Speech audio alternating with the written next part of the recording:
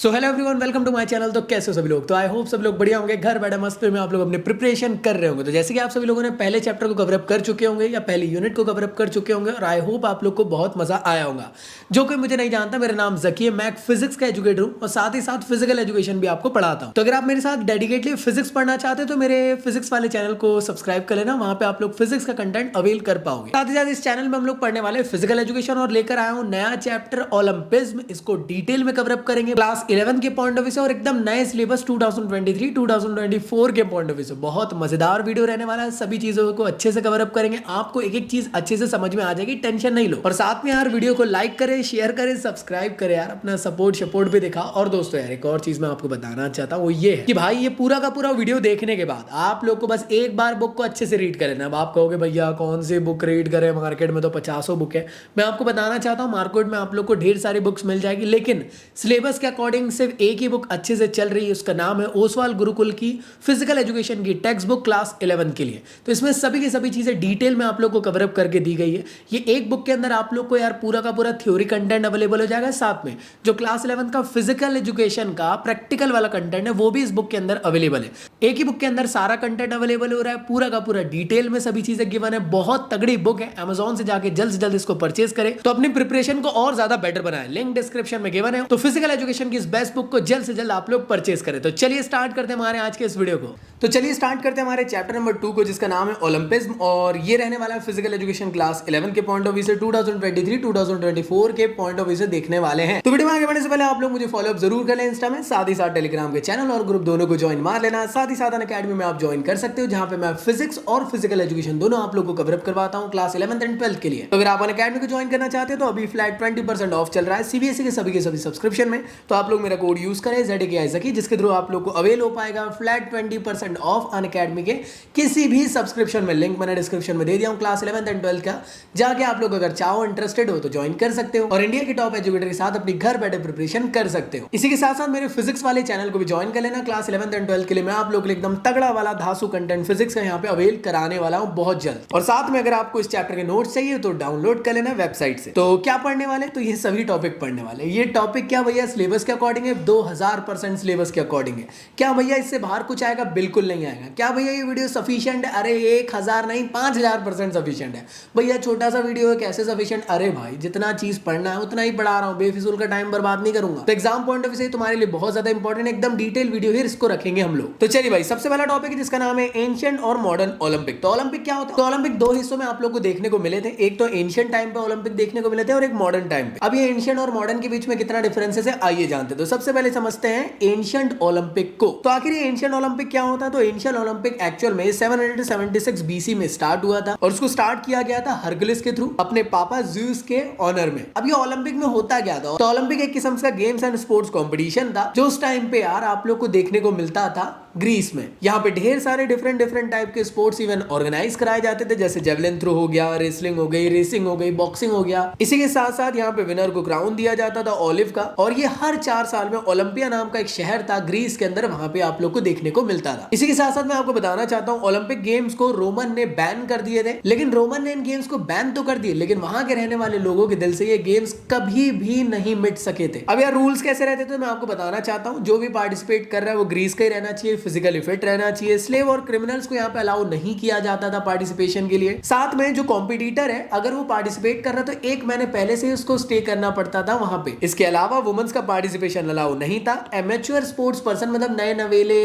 ही sports person participate कर सकते थे, प्रोफेशनल बंदों को अलाउ नहीं था यहाँ पे पार्टिसिपेशन के लिए। इसी के साथ साथ ओपनिंग सेरेमनी कैसी होती थी तो मैं आपको बताना चाहता हूँ। ओपनिंग सेरेमनी में जो भी यार पार्टिसिपेट कर रहे हैं उनके फादर, ब्रदर, ट्रेनर सबको यार स्टेडियम में गैदर होना पड़ता था। फिर वहां पे जो एक्सपर्ट रहते थे गेम्स एंड स्पोर्ट्स के वो ओथ दिलाते थे उन लोग को।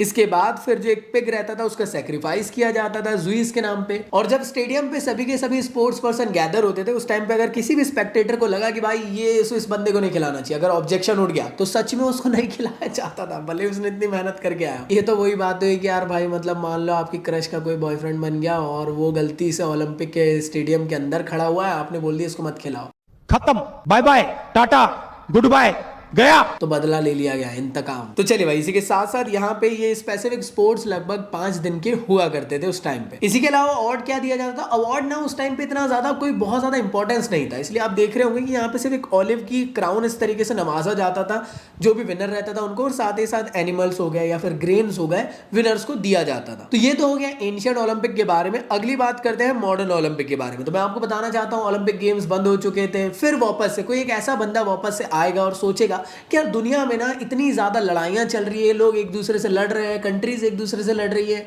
किसी एक राजा की दूसरे से नहीं पट रही है, दुनिया में बहुत ज्यादा पोलराइजेशन देखने को मिल रहा है। तो दुनिया में वापस से भाईचारे को बढ़ाने के लिए एक इंसान वापस से आता और उसने सोचा क्यों ना यार दुनिया की सभी कंट्रीज को कहा जाए कि यार आइए पार्टिसिपेट करते हैं एक ऐसे इवेंट में जहां पे आप अपने अपने कंट्री के इंडिविजुअल एथलीट को लेकर आओ और कंपीट करेंगे एक दूसरे के साथ, जिसके साथ जो विनर रहेगा वो विनर कहलाएगा। और साथ ही साथ जो मेन पर्पस था वो था वैल्यू एजुकेशन प्रोवाइड करना। मतलब क्या, लोगों के साथ यहाँ पे भाईचारा बढ़ाना, फ्रेटर्निटी डेवलप करना, ब्रदरहुड, और ज्यादा से ज्यादा हम सोशल क्वालिटीज डेवलप कर सके लोगों के साथ। मतलब क्या होगा, नेशनल और इंटरनेशनल इंटीग्रिटी डेवलप हो सकेगी और जो इतनी लड़ाइयां चल रही है उन सबको हम धीरे धीरे करके भूल सकते हैं। क्योंकि आप सभी लोग जानते हो कि अगर आप आपके घर के सामने वाले लड़के से दुश्मनी करते हो, लेकिन आप लोग अगर गलती से साथ में अगर क्रिकेट खेल लिए, तो मैं गारंटी देता हूं कि आप लोग बहुत अच्छे दोस्त बन जाओगे, क्योंकि स्पोर्ट्स हमेशा यूनाइट करने के लिए करता है। तो इसी के साथ साथ मैं आपको बताना चाहता हूं, एक ऐसा इंसान जिसने इस चीजों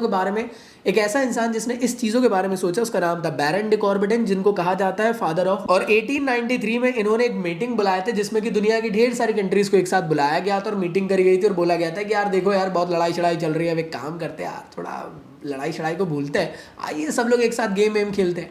तो कुछ कंट्री ने तो बोली क्या बकवास चल रहे हैं, नहीं कर रहे हैं यहाँ पे हम लोग पार्टिसिपेट, निकलते बनते। तो कुछ लेकिन ऐसी कंट्रीज थी जिन्होंने पार्टिसिपेट करी थी, जैसे इटली, ग्रीस, स्पेन, तो इन लोगों ने एग्री करे थे। और ऐसे मैं आपको बताना चाहता हूँ, और ऐसे ही करके पहला ओलंपिक गेम मॉडर्न वाला शुरू हो गया था, जहां पे लगभग 9 कंट्रीज ने पार्टिसिपेट करी थी। और जैसे जैसे करके वक्त बीतते जा रहा था, धीरे धीरे करके ढेर सारी कंट्रीज भी इसमें पार्टिसिपेट करने लग गई थी। लेकिन याद रखना, इनिशियल लेवल पे वुमेन का पार्टिसिपेशन अलाउ नहीं था। 1900 में वुमेन का पार्टिसिपेशन मॉडर्न ओलंपिक में शुरू हुआ था। इसी के साथ साथ मैं आपको बताना चाहता हूँ, 1916, 1940 और 1944 को ओलंपिक गेम्स को रोक दिया गया था वर्ल्ड वॉर की वजह से। इसके अलावा बाकी हर 4 साल में ओलंपिक गेम्स हमेशा कंटिन्यू रहे थे। अब क्या रूल एंड रेगुलेशन थे मॉडर्न ओलंपिक गेम्स के, तो याद रखिएगा मेल और फीमेल दोनों पार्टिसिपेट कर सकते हैं। अब ऐसा नहीं था कि यार प्रोफेशनल बंदा पार्टिसिपेट नहीं कर सकता, वो भी कर सकता है, और एमेच्योर पर्सन भी यहाँ पार्टिसिपेट कर सकता है। और जो भी पार्टिसिपेट कर रहा है, अगर वो पार्टिसिपेशन चाहता है तो हमेशा उसको अपने नेशनल ओलंपिक कमेटी से अप्रूवल लेकर आना पड़ता है। जैसे अगर इंडिया से जा रहा है तो IOA का अप्रूवल मिलना चाहिए। IOA क्या है, कमेंट बॉक्स में मुझे बताओ। अब इसके बाद बात करते हैं कैसे ओपनिंग सेरेमनी हुआ करती थी उस टाइम पे। तो जब भी मॉडर्न ओलंपिक गेम स्टार्ट होंगे तो वो मशाल जलाकर लेकर आई जाएगी ग्रीस के शहर से, और वो मशाल को हम लोग आज के टाइम पे टॉर्च कहते हैं, फ्लेम कहते हैं, जो आप कह सकते हो। और वो मशाल को लेकर आया जाता है उस कंट्री में जहां पे ओलंपिक गेम शुरू होने वाले हैं। तो जैसे उस स्पेसिफिक ओलंपिक फ्लेम को उस कंट्री में लेकर आया जाता है, तो वहां उस कंट्री के जो प्राइम मिनिस्टर होंगे या प्रेसिडेंट होंगे या जो भी हेड ऑफ द स्टेट होंगे,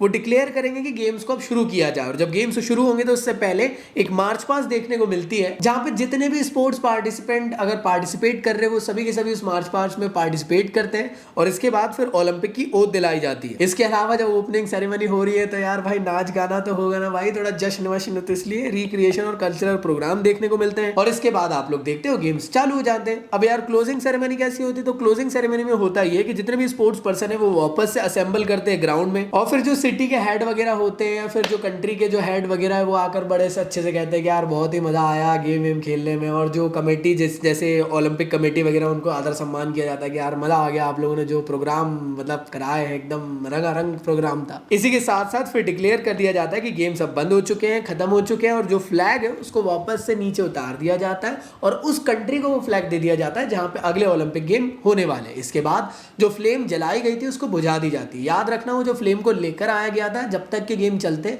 तब तक के वो फ्लेम को जलते रहना पड़ता है। और साथ ही साथ प्रोग्राम खत्म हो रहा है तो नाच गाना और फिर रंगारंग कार्यक्रम होना भी जरूरी है, वो सब चीजें होती हैं। और आखिरी में ओलंपिक का सॉन्ग गाया जाता है और इवेंट खत्म। तो अब कुछ क्वेश्चंस मैं आप लोग को दे रहा हूं, जल्दी से इसको आंसर करो, जल्दी से पॉज करके। होप सो आप लोगों ने इनका आंसर कर लिए होंगे। तो चलिए बात करते हैं नेक्स्ट टॉपिक जिसका नाम है ओलंपिक वैल्यू एजुकेशन। तो ओलंपिक वैल्यू एजुकेशन क्या है, एक्चुअल में ये बात करती है कुछ स्पेसिफिक टॉपिक्स पे जो कि ओलंपिक की फिलॉसफी है। इन फिलॉसफी पे अगर हम चले तो दुनिया में कहीं ना कहीं हम सक्सेस पा सकते हैं। तो कौन कौन से ओलंपिक वैल्यू एजुकेशन होते हैं, तो ये जितने भी आप लोग को पॉइंट्स दिख रहे हैं ना, इन सभी को हम लोग को डिटेल में पढ़ना है। जैसे joy of effort, fair play, respect to other, pursuit of excellence, balance in the life between body, will and mind. ये काफी इंपॉर्टेंट पॉइंट्स है, यही वैल्यू एजुकेशन के बारे में समझाते हैं। मैं कह सकता हूँ ओलंपिक की फिलॉसफी को समझाते हैं। और बेसिक सी बात करूं यार एक स्टैंडर्ड फॉर्म में कि ओलंपिक की क्या फिलॉसफी थी, आप सभी लोग जानते हैं ओलंपिक की फिलॉसफी ये थी कि यार हम एक दूसरे के साथ भाईचारे से रह सके, एक दूसरे की रिस्पेक्ट कर सके, लड़ाई झगड़े को भूल सके, यूनिटी के साथ रह सके। तो मेन यही फिलॉसफी है, तो इनको इलैबोरेट करके समझाना है और कुछ भी नहीं है। तो सबसे पहले क्या है, जॉय ऑफ एफर्ट।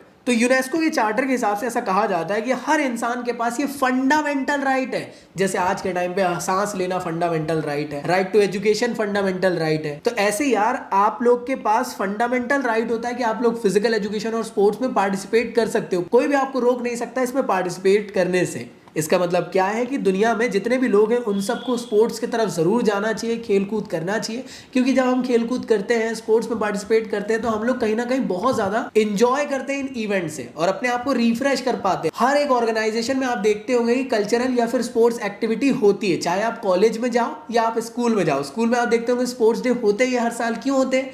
क्योंकि एक ऐसे टाइप के रिक्रिएशन एक्टिविटीज है, स्पोर्ट्स इवेंट्स है, जहां पे स्कूल का हर बच्चा पार्टिसिपेट करेगा और जो साल भर की टेंशन है पढ़ाई को लेकर, उसको भूल कर यहाँ पे खेलेगा कूदेगा और अपने माइंड को रिफ्रेश कर पाएगा, एंजॉय कर पाएगा। तो जॉय ऑफ एफर्ट का मेन पॉइंट ऑफ व्यू यही है कि हर किसी का पार्टिसिपेशन राइट होता है, वो अपने एंजॉय के लिए यार स्पोर्ट्स में पार्टिसिपेट करके खेल कूद सकता है और अपने माइंड को और ज्यादा बेटर बना सकता है। मेरे ख्याल से क्लियर है। अगला होता है फेयर प्ले। जब भी आप लोग खेलते कूदते हो तो फेयर प्ले के साथ खेलना चाहिए। अब ये फेयर प्ले क्या होता है? फेयर प्ले का मतलब होता है कि रूल एंड रेगुलेशन के साथ आप लोग को दूसरे की रिस्पेक्ट करना है। आप लोग के टीम मेंबर भले अच्छा नहीं खेल रहे तो उनको आप लोग को अप्रिशिएट करना है। अगर आपको ऐसा लगता है कि यार आपसे कुछ गलती हो रही तो उस चीज को एक्सेप्ट करना है। आपको ऐसा लगता है कि यार दूसरे लोग बहुत अच्छा खेल रहे तो आपको उनको अप्रिशिएट करना आना चाहिए। आपको ऐसा लगता है कि आप आउट हो चुके हो, है ना? कई बार देखे होंगे कुछ प्लेयर्स ऐसे रहते हैं जो बहुत दिग्गज प्लेयर रहते हैं कि अगर गलती से एज लगकर पीछे कीपर के हाथ में चला गया और यहाँ पे एकदम से अपील होने लग गई, एम्पायर ने नॉट आउट दे दिया, लेकिन जो एकदम क्लास वाले जो स्पोर्ट्स पर्सन रहते हैं वो पिच को छोड़कर चले जाते हैं। क्यों? क्योंकि वो फेयर प्ले के साथ खेलना जानते हैं।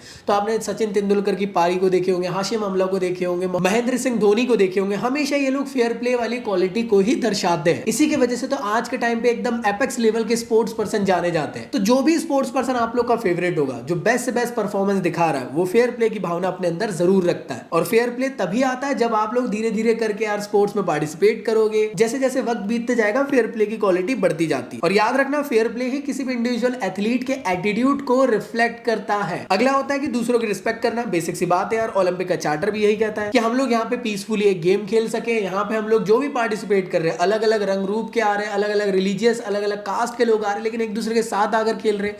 यहाँ पे हम लोग गोरे काले का भेद नहीं है, क्योंकि ओलंपिक में सभी को इक्वालिटी दी जाती है, चाहे आप किसी भी कंट्री से, किसी भी रिलीजन के बिलोंग क्यों ना करते हो। तो यार हमेशा हम लोग को एक दूसरे की रिस्पेक्ट करना चाहिए, चाहे भले उम्र में बड़े हो, छोटे हो या कोई भी हो। समझ में आया दोस्तों? इस चीज के बारे में आप लोग को हमेशा याद रखना चाहिए। ये भी काफी इंपॉर्टेंट होता है किसी भी इंडिविजुअल एथलीट की पर्सनैलिटी को रिफ्लेक्ट करने के लिए। अगर कोई भी इंडिविजुअल स्पोर्ट्स पर्सन अगर किसी को रिस्पेक्ट करेगा तो ये गारंटी है कि दूसरा इंडिविजुअल क्या पूरे का पूरा वर्ल्ड उसको रिस्पेक्ट करेगा। तो इस चीज के बारे में मेरे ख्याल से तुम लोग को पता होना चाहिए। अगला होता है परस्यूट ऑफ एक्सीलेंस। जैसे कि आप सभी लोग जानते हो आज के टाइम पे कॉम्पिटिटिव वर्ल्ड में हर कोई चाहता है कि वो अपना बेस्ट से बेस्ट परफॉर्मेंस दे सके। अब इस बेस्ट से बेस्ट परफॉर्मेंस को देने के लिए उसे करना क्या होगा? उसको एक्सीलेंस अचीव करना होगा। अब ये एक्सीलेंस को कैसे अचीव किया जा सकता है यार स्पोर्ट्स में? अगर आप अच्छा परफॉर्मेंस रखोगे, अच्छी प्रैक्टिस करोगे, अच्छी ट्रेनिंग रखोगे, अपने आप को ज्यादा से ज्यादा ग्रूम करोगे, अपने आप को बेटर बनाने की कोशिश करोगे, तभी जाके आप एक्सीलेंस की भावना पर जा सकते हो। मतलब क्या? ओलंपिक कभी नहीं कहता कि किसी को नुकसान पहुंचाकर आप एक्सीलेंस ले सकते हो। एक्सीलेंस तो तब आएगा जब आप मेहनत करोगे तो एक्सीलेंस अपने आप लोग को अचीव होगा। तो मेरे ख्याल से तुम लोग को यहाँ तक की चीजें क्लियर है। इसके बाद अगला है आप लोग का balance between the body, will and mind. Actual में ये जो स्पेसिफिक वैल्यू है ये इस प्रिंसिपल पे बेस्ड है कि यार आप लोग को ना हेल्दी और बैलेंस लाइफस्टाइल की तरफ आप लोग को अपना ध्यान देना चाहिए, जिससे कि आप लोग का फिजिकल, मेंटल और इमोशनल वेलबींग हो सके। अगर मैं बात करता हूँ स्पोर्ट्स एंड फिजिकल एजुकेशन के कॉन्टेक्स्ट से, तो जो भी इंडिविजुअल स्पोर्ट्स पर्सन है उसको हेल्थ और फिटनेस की तरफ ज्यादा से ज्यादा फोकस करना चाहिए, जिसके थ्रू उसका बॉडी, विल और माइंड और साथ ही साथ स्पिरिट भी डेवलप होगी। अब ये ना सोचे कि यार फिजिकल एजुकेशन के पॉइंट ऑफ व्यू से सिर्फ आप लोग बैलेंस बिटवीन बॉडी, विल और माइंड को समझ सकते हैं। आप लोग अगर इसको थोड़ा और इंडिविजुअल पॉइंट ऑफ व्यू से देखते हो कि मान लो कोई एक स्पोर्ट्स पर्सन है, वो ज्यादा से ज्यादा अपने हेल्थ पे ध्यान देने की कोशिश करे। अब कोई इंडिविजुअल स्पोर्ट्स पर्सन सिर्फ अपनी फिजिकल हेल्थ पे तो ध्यान नहीं देगा, उसी के साथ साथ उसकी जिंदगी भी है, उसकी पर्सनल लाइफ भी है, प्रोफेशनल लाइफ भी है, तो उसको अपनी मेंटल एबिलिटीज पे भी फोकस करना चाहिए, जिसके थ्रू वो अपना ओवरऑल वेलबींग कर सके। सके। तो मेरे ख्याल से तुम लोग को यहाँ तक की सारी चीजें क्लियर हो चुकी। अगला टॉपिक है आप लोग को ओलंपिक सिंबल, काफी ज्यादा इंपॉर्टेंट है। पहला होता है ओलंपिक का फ्लैग। ओलंपिक का जो फ्लैग है बैरन डी कॉर्बेट ने इसको डिजाइन करे थे 1913 को। ये कुछ इस तरीके से दिखाई देता है जैसे आप लोग को दिख रहा है। ये एक व्हाइट कलर का सिल्क का क्लोथ होता है जिसमें किसी भी टाइप के आपको बॉर्डर देखने को नहीं मिलेगी और 5 इंटरलॉक रिंग देखने को मिलने वाले। ये रिंग्स स्पेसिफिकली डिफाइन करते हैं अलग अलग कॉन्टिनेंट को और ये इंटरकनेक्टेड इसलिए है कि दुनिया के जितने भी लोग हैं एक दूसरे से मिलजुल कर रह सके। इसी के साथ साथ अगला होता है ओलंपिक की फ्लेम। ये जिस तरीके से आप लोग को दिख रही है, मैंने आप लोग को कहा था ना ओपनिंग सेरेमनी में इसको जला के लेकर आया जाता है। ये एक्चुअल में सिंबलाइज करती है स्पिरिट, नॉलेज एंड लाइफ को और इसको जलाकर लेकर आया जाता है हमेशा ग्रीस से। और एक स्पेसिफिक रनर रहता है जो पूरे के पूरे ग्राउंड में इसको लेकर दौड़ता है जब ओपनिंग सेरेमनी आपको देखने को मिलती है और क्लोजिंग सेरेमनी के टाइम पे इसको बंद कर दिया जाता है। अगला होता है ओलंपिक का मैस्कॉट। मैस्कॉट एक किस्म से फिक्शनल कैरेक्टर होता है। ये एनिमल या ह्यूमन के फॉर्म में हो सकता है और ये जो स्पेसिफिक मैस्कॉट बनाया जाता है उस नेटिव कंट्री के पॉइंट ऑफ व्यू से बनाया जाता है जहां पे ओलंपिक गेम होस्ट हुए। तो बेसिकली एक किस्म से सिंबलाइज करता है ओलंपिक गेम्स को। जैसे आप लोग देख पा रहे होंगे ये कैट बनाया गया एक किस्म से ना, ये रियो ओलंपिक को डिफाइन कर रहा है। इसी के बाद मैं आपको बताना चाहता हूं ओलंपिक में अवार्ड दिए जाते हैं। ओलंपिक में जो स्पेसिफिक अवार्ड दिए जाते हैं वो 3 मेडल फॉर्म में दिए जाते हैं। एक होता है गोल्ड, फिर होता है सिल्वर, ब्रॉन्ज होता है। इसके बाद जो भी पार्टिसिपेंट रहता है जिनने पार्टिसिपेट करा उन सबको सर्टिफिकेट से भी नवाजा जाता है। इसी के साथ साथ ओलंपिक का एक मोटो भी होता है जिसका नाम है सिटियस एल्टियस फोर्टियस, जिसका मतलब होता है फास्टर, हायर, स्ट्रॉन्गर। लेकिन ये पहले जाना जाता था ये मोटो, आज के टाइम पे इसको चेंजेस आ चुके हैं। इसके अंदर अब सिटियस एल्टियस फोर्टियस के अलावा आपको इसके आगे देखने को मिलता है कम्यूटेर। क्लियर दोस्त? इसका मतलब क्या होता है? इसका मतलब होता है इसके आगे आप लोग को एड ऑन होना चाहिए, वो है टुगेदर। टुगेदर आप लोग को ये हो चुका है इसका मतलब। क्लियर दोस्त? तो ये चीज याद रखना। अब भैया कोई रेफरेंस है क्या? मैं आप लोग को एक वेबसाइट दिखा रहा हूँ, ये स्पेसिफिक कटिंग है ओलंपिक की स्पेसिफिक ऑफिशियल वेबसाइट का। तो भाई अब मान लो आपको ये मोटो लिखना है। मैंने इसको दिखाने का मेन मोटो ये था कि पुरानी अगर किताबें से पढ़ रहे हो या अगर किताबों ने इसको अपडेट नहीं करी तो आप लोग को ये देखने को मिल रहा होगा। इसके अलावा भी एक और को एड ऑन कर दिया गया जो मैंने अभी आप लोग को बताया। इसके अलावा ओलंपिक की ओथ दिलाई जाती है, तो वो क्या होती है? तो वो इस तरीके से आप लोग को देखने को मिलती है। अगर आप चाहो तो इसको पॉज करके रीड कर सकते हो। हर इंडिविजुअल ओलंपिक प्लेयर को ये ओथ लेनी पड़ती है। तो चलिए भाई पॉज करिए वीडियो को और जल्दी से फर्स्ट, सेकंड और थर्ड नंबर का क्वेश्चन को जल्दी से अटेंड करने की कोशिश करें और साथ ही साथ फोर्थ और फिफ्थ क्वेश्चन को भी पॉज करके जल्दी से आंसर करें। तो मेरे ख्याल से आप लोगों ने उसको रीड कर लिए होंगे। अगला टॉपिक है आप लोग को ओलंपिज्म। तो आइए जानते हैं इसके अंदर कुछ वैल्यू ऑफ ओलंपिक्स के बारे में। तो 3 वैल्यूज होती है, इसको याद रखना है। पहला होता है रिस्पेक्ट, दूसरा होता है एक्सीलेंस, तीसरा होता है फ्रेंडशिप। तो रिस्पेक्ट में बेसिक सी बात वही आ रही है कि आप लोग फेयर प्ले के साथ खेलो, दूसरे की रिस्पेक्ट करो जिससे कि आपको भी रिस्पेक्ट मिलेगी, चाहे बड़ा हो या छोटा हो, किसी भी टाइप का आपको डिस्क्रिमिनेशन नहीं करना है। अगला है एक्सीलेंस। जब भी आप लोग खेलो तो अपना बेस्ट से बेस्ट देने की कोशिश करो जिससे कि आप लोग अपने इंडिविजुअल कंट्री का नाम आगे बढ़ा सको। और नेक्स्ट होता है आप लोग का फ्रेंडशिप। सीधी सिंपल बात यार, ओलंपिक का मोटो यही था कि यार दुनिया में जितनी भी कंट्रीज एक दूसरे के साथ जब पार्टिसिपेट कर रही है तो नेशनल और इंटरनेशनल इंटीग्रिटी बन सके, भाईचारा बन सके, दोस्ती बन सके, जिसके थ्रू हम लोग दुश्मनी को खत्म कर सके। तो अगला होता है ओलंपिक मूवमेंट का स्ट्रक्चर क्या होता है, आइए इसको जान। तो मैं आपको बताना चाहता हूं कुछ अलग अलग टाइप की कमिटीज आप लोग को इसके अंदर देखने को मिलने वाली है जो एक्चुअल में ओलंपिक गेम्स को ऑर्गेनाइज कराती है। तो वर्ल्ड लेवल पे अगर मैं बात करूं वो होती है इंटरनेशनल ओलंपिक कमेटी। ये एक सुप्रीम अथॉरिटी होती है ओलंपिक मूवमेंट की जिसको फॉर्म किया गया था 1894 को जून में। इसका जो हेडक्वार्टर है आप लोग को देखने को मिलेगा स्विट्जरलैंड में। ये कई बार एग्जाम में पूछा जाता है, तो याद रखिएगा चाहे वो ओलंपिक समर वाले हो या विंटर वाले हो, दोनों को ऑर्गेनाइज करने का काम इन्हीं का है। अब यहाँ पे जो आईओसी है, इसको जो गवर्निंग बॉडी है इसका नाम होता है नेशनल ओलंपिक कमेटी, जिसको एनओसी से भी हम लोग जानते हैं। ये एक इंटरनेशनल स्पोर्ट्स फेडरेशन है और इंटरनेशनल ओलंपिक कमेटी का लोगो कुछ इस तरीके से देखने को मिलता है आपको। अब क्या फंक्शन होता है यार आईओसी का, तो मैं आपको बताना चाहता हूं। कहां पे गेम होस्ट होने वाला है, कब होने वाला है, इन सब को बताने का काम यही करते हैं। इसी के साथ साथ इवेंट को ऑर्गेनाइज कराने का काम भी नहीं कर रहता है। जो भी स्पेसिफिक गाइडलाइंस आ रही है, रूल एंड रेगुलेशन में कुछ भी चेंजेस आ रहे हैं, कुछ भी हो रहा है, थोड़ा भी चेंजेस आ रहा है, तो ये यही काम करेंगे। इसके अलावा इनका एक और इंपॉर्टेंट काम है कि यार जो भी ओलंपिक गेम ऑर्गेनाइज हो रहे हैं वो फेयर प्ले के पॉइंट ऑफ व्यू से हो सके, किसी भी टाइप का कोई डिस्क्रिमिनेशन ना हो ओलंपिक में। इसी के साथ साथ ये डोपिंग प्रैक्टिस के हमेशा अगेंस्ट रहते हैं। मतलब क्या कि स्पोर्ट्स के फील्ड में कोई भी डोपिंग लगा के ना आ सके, इस पर हमेशा से ध्यान दिया जाएगा। ओलंपिक में अगर कोई डोपिंग करता है तो उसको हमेशा के लिए बैन कर दिया जाता है स्पोर्ट्स इवेंट से। मतलब डोपिंग का मतलब होता है किस्म से, मान लो एक इंडिविजुअल एथलीट है, वो अपना नेचुरली अपने आप को फिटनेस बढ़ा रहा है। अब मान लो कोई एक ऐसा स्पोर्ट्स एथलीट आ गया, उसने इंजेक्शन लगा ली जिससे कि उसकी पावर एकदम से बढ़ गई। तो मुझे एक बात बताओ, ये तो एक किस्म का डिस्क्रिमिनेशन हो गया ना। एक इंसान जो है नेचुरली सब चीज कर रहा है और आप लोग इंजेक्शन लगा के अपनी परफॉर्मेंस को बेस्ट बना रहे हो, तो ये गलत है।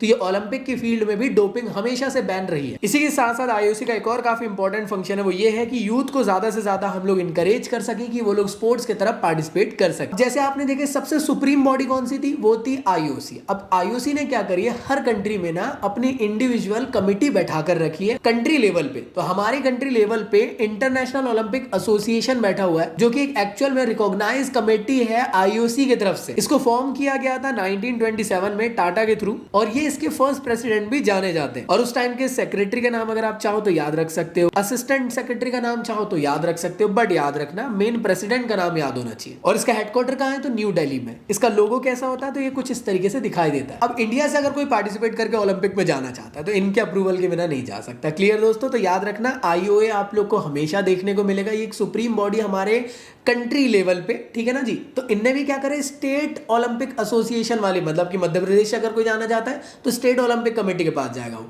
फिर स्टेट ओलंपिक कमेटी रिकमेंड करेगी कि भैया इनको ना सच में ओलंपिक तक ले जाना चाहिए, फिर वो जाकर रिकमेंड करेगा आईओए को, फिर आईओए रिकमेंड करेगा किसको, इंटरनेशनल ओलंपिक कमेटी को, कि हमारे कंट्री से ये आने वाले। याद रखिएगा जितने भी रूल एंड रेगुलेशन आप लोग को देखने को मिलेंगे आईओसी की तरफ से आएंगे, वो सभी के सभी कंट्री में वो कंट्री लेवल पे बताने का काम इनका रहेगा। फिर कि यार भाई आईओसी की तरफ से ये रूल एंड रेगुलेशन आए, ये चीजें रहेगी। समझ में आ रहा है कि नहीं भाई? तो ये काफी इंपॉर्टेंट कमेटी हमारे इंडिया लेवल के लिए। इसके बाद जैसे मैंने आप लोग को समझाया था, याद करना भी थोड़ी देर पहले, जैसे आप लोग पेजेस को टर्न करते हो तो आप लोग देखते हो कि इंटरनेशनल ओलंपिक कमेटी की मेन गवर्निंग बॉडी का नाम है नेशनल ओलंपिक कमेटी, एनओसी। अब इनका क्या काम होता है, इनका क्या मिशन होता है, आइए जानते हैं। इनका बेसिक मिशन ये है कि ज्यादा से ज्यादा ओलंपिक मूवमेंट को हम प्रमोट कर सकें, प्रोटेक्ट कर सके और डेवलप कर सके, लोगों तक के उसकी पहुंच बनाई जा सके, दुनिया के एक एक कंट्री के, एक एक गांव के, एक एक शहर के लोग जान सके कि ओलंपिक गेम होने वाले हैं, इसमें पार्टिसिपेट करना चाहिए। ओलंपिक के बारे में, ओलंपिक की वैल्यूज के बारे में, ओलंपिक की वैल्यू एजुकेशन के बारे में हम लोगों तक पहुंच बना सके। तो ये इनका बेसिक काम होता है। आप लोग को लगभग 206 एनओसीज देखने को मिलेगी दुनिया में। और याद रखना ये एक सोल अथॉरिटी होता है इंटरनेशनल ओलंपिक कमेटी का, बहुत इंपॉर्टेंट है भाई, ठीक है ना। तो अगला होता है आप लोग का इंटरनेशनल स्पोर्ट्स फेडरेशन। तो इंटरनेशनल स्पोर्ट्स फेडरेशन एक किस्म की इंटरनेशनल नॉन गवर्नमेंटल ऑर्गेनाइजेशन है, जो कि इंटरनेशनल ओलंपिक कमेटी की तरफ से रिकॉग्नाइज की गई है। इन बेसिक फेडरेशन का काम क्या होता है, देखो यार, होता क्या ना है कि हर स्पोर्ट्स लेवल पे अलग अलग टाइप के फेडरेशन बना दिया जाता है। जैसे कि हॉकी के लिए एक फेडरेशन बना दिया गया, मैं मान लेता हूँ जैसे फुटबॉल के लिए एक फेडरेशन बना दिया गया कि यार ये फेडरेशन ध्यान रखेंगे हमेशा कि यार उस इंडिविजुअल स्पोर्ट्स में ज्यादा से ज्यादा पहुंच हो सके लोगों की, ज्यादा से ज्यादा लोग पार्टिसिपेट कर सके। तो उस इंडिविजुअल स्पोर्ट्स के लिए एक फेडरेशन बना दिया गया है, जो कि ओलंपिक लेवल पे हमेशा फोकस करेगा, ज्यादा से ज्यादा ओलंपिक को प्रमोट भी करेगा कि अगर आप पार्टिसिपेट करोगे तो ओलंपिक लेवल में खेल सकते हो उस इंडिविजुअल स्पोर्ट्स के लिए। तो याद रखना नेशनल लेवल पे भी यार एडमिनिस्ट्रेटिव बॉडीज बना दी गई है नेशनल फेडरेशन की, जो कि नेशनल लेवल पे ध्यान देगी कि यार यहां से इनको लेना चाहिए, उस शहर से उसको लेना चाहिए, उस शहर से उसको लेना चाहिए। तो याद रखिएगा एक किस्म की इंडिपेंडेंस ऑटोनोमस बॉडी होती है, इसमें किसी का रोक टोक नहीं रहेगा, कोई गवर्नमेंट आकर इंपोज नहीं कर सकती कि अरे यार इसको रख लो, उसको हटा दो, ये कर दो। जो काबिल होगा वही पार्टिसिपेट कर पाएगा और वही ओलंपिक तक के जा पाएगा। तो याद रखना हमेशा, ये हमेशा से इंश्योर करते हैं कि जो स्टेटस है ओलंपिक का, जो चार्टर है उस पर फॉलो अप किया जा सके ओलंपिक। ऐसा नहीं कि यार ओलंपिक के चार्टर कुछ कह रहा है और यहाँ पे कोई चाचा विधायक है आ गए और बोले कि यार इनको हटाओ, इनको रख लो, ऐसा काम ना हो सके। तो इन सब से बचने का काम ये बॉडी करती है स्पेसिफिकली। तो आई होप तुम लोग को यहाँ तक की सारी चीजें क्लियर हो चुकी। अब पॉज करें वीडियो को और पहला क्वेश्चन दूसरा क्वेश्चन को अटेंड करें जल्दी से, और साथ ही साथ थर्ड क्वेश्चन और फोर्थ क्वेश्चन को अटेंड करें जल्द से जल्द। और होप सो आप लोगों ने इसको अटेंड कर लिए होंगे और अच्छे से आप लोग का अटेंड भी हो गया होगा और सही आंसर आप लोगों ने कर लिए होंगे। तो मेरे ख्याल से आप लोग को सारी चीजें समझ में आई वीडियो, आई होप आप लोगों ने एंजॉय भी जरूर करे होंगे। साथ ही साथ दोस्तों मेरे फिजिक्स वाले चैनल को भी ज्वाइन कर लेना, क्लास 11th एंड 12th के लिए दोनों के लिए मैं फिजिक्स कवर अप करा रहा हूँ। साथ ही साथ आप लोग अकेडमी में ज्वाइन कर सकते हो, मुझे फॉलो अप कर सकते हो, अगर आप इंटरेस्टेड हो तो मेरे साथ वहां पढ़ सकते हो। साथ में अगर आप चाहो तो इंस्टा में भी मेरे साथ हमेशा जुड़ सकते हो, टेलीग्राम का ग्रुप ज्वाइन, सभी को ज्वाइन मार लेना। हर तरफ से तुम लोग मेरे साथ घिरे हो, हर तरफ से तुम लोग मेरे साथ ज्वाइन रहोगे। और भाई इस चैनल को भी सब्सक्राइब कर लेना, क्योंकि क्लास 11 के साथ साथ 12th का भी कंटेंट मैं कवर यहाँ पे करवाने वाला हूँ।